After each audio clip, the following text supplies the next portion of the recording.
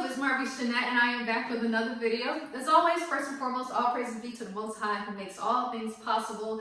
But you already know, before we can go any further into this video, you have to go ahead and hit that subscribe button and spam that like button.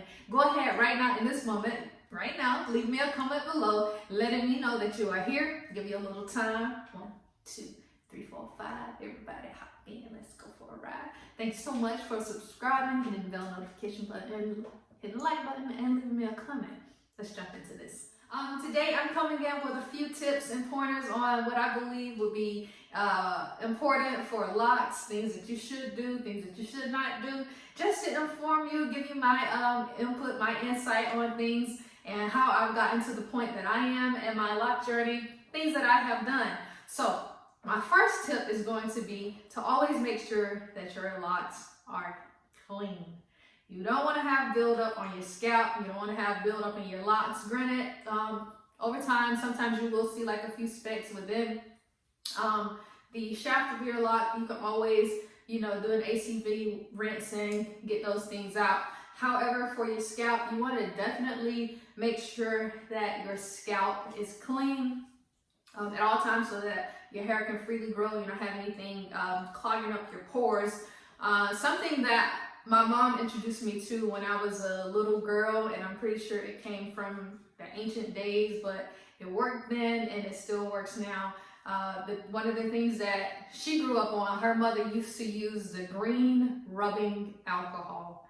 I know it probably sounds crazy, but they would get a rag, put that green rubbing alcohol on it, and just go in the parts, and it would get all of the dead skin and all of that, whatever build up dandruff, it would get it off. Granted, it will make your scalp dry, so all you have to do is follow it with some oil.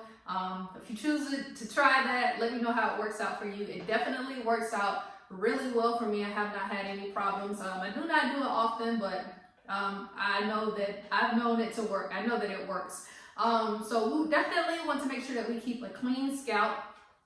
We do not want to over twist, however you want to put it. Don't over twist your hair because you will run into thinning. Your locks will just get weak, and eventually over time they will fall out. You won't see that transpire in the beginning when you are retwisting your hair so often. All you know is that you have like fresh looking hair, which is perfectly fine, but in the long run, I promise you, you will pay for it. Your hair is going to thin and it's going to begin to become brittle and break off, and we don't want to have breakage. We want to have long, luscious, thick locks like mine. So you want to keep clean scalp. You don't want to over retwist your hair. You definitely want to keep your hair moisturized. You want to keep it oiled. The oil that I use is this coconut oil. Little focus. Boom. See that? It's coconut oil, and it has this little spout at the top that just goes into the part so easily to moisturize the scalp and keep your hair looking glossy and just together.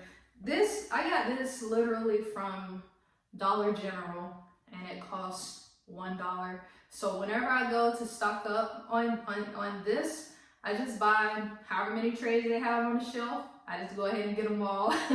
And I've been using this for months, maybe even a year now, and I haven't had any problems. It actually I just like the way that it does.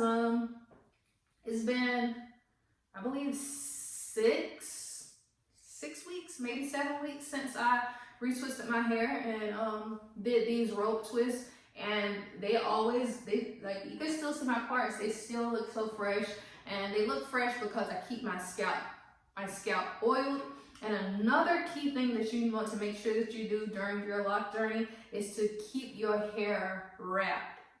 These are a couple of my scarves. They are silk, like satin type scarves, and they just keep the hairs laid down in place. I do not use any type of cotton or anything that's rough because it like cause like little particles to get in your locks. And I feel like it could be like rubbing and cause like breakage and all of that stuff. But with these silk scarves, you actually do not have that to worry about as far as them being damaging to your locks. I just love like how neat and laid my hair looks in the morning when I take it off, because I've, first of all, the steam from the shower has gotten into it. And along with the oil that I've put on my scalp and then tying it down the next morning, it just looks like, it looks so fresh, which is why with 6 weeks, I want to say 6 weeks in the game, and I'm still looking fresh. I can't wait till I take these down so that I can show you all my true length of my hair and how these luscious curls are going to look and all of that good stuff. So you definitely want to make sure that you keep your hair tied at night, or even throughout the day if you're just lounging around, laying around, you know, tie your hair up to keep it looking, you know, nice and neat. Something else that you need to make sure that you do, and I think this probably should be number 1 on the list. Never ever try to align your journey with the next person's journey. You'll find yourself trying any and everything, hoping to come out with the same results that someone else has, you know, achieved during their process, and that will never happen for you. Because what you have to realize is everybody's hair is different. Even though some people may have you may find 2 people with 4C hair, their hair is still different and it's not going to look the same. So never try to make your journey be someone else's journey. Make sure that you always embrace your journey.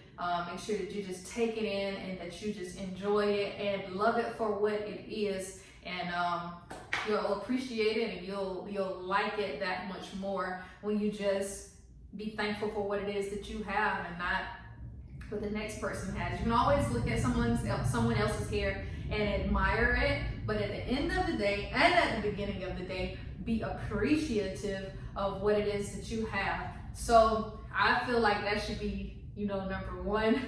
That should be number 1 on the list. I did say to not retwist your hair too tightly. You also want to make sure that you're careful with your styling. I know a lot of people like to have their hair pulled up. They like to have all of these nice basket weaves and updos and all of that good stuff. And all of that is perfectly fine. But you just want to make sure that they're not too tight if that is what you're doing. And if they are tight, you just want to make sure that you are limiting the amount of times that you are, you know, getting those updos. So maybe like 1 updo every couple months, because you always want to give your hair time to breathe. I always say at the end of the day, even before the end of the day comes, if I wear a ponytail that day, I'm ready to get out of it, because it just seems like it's just too much. I just feel like, maybe it's in my mind, but I feel like my head starts to hurt when I have a ponytail for too long, and that's not even with it being tight. Maybe it's because all of my hair is just resting on my head, but you don't have to worry about tight styles and updos and wearing ponytails. You don't have to worry about that out of me. I'm perfectly fine with it hanging down, or, you know, it pulled back some. Like, I'm perfectly fine with like these type of styles, because, you know, it shows, like, look at this, like,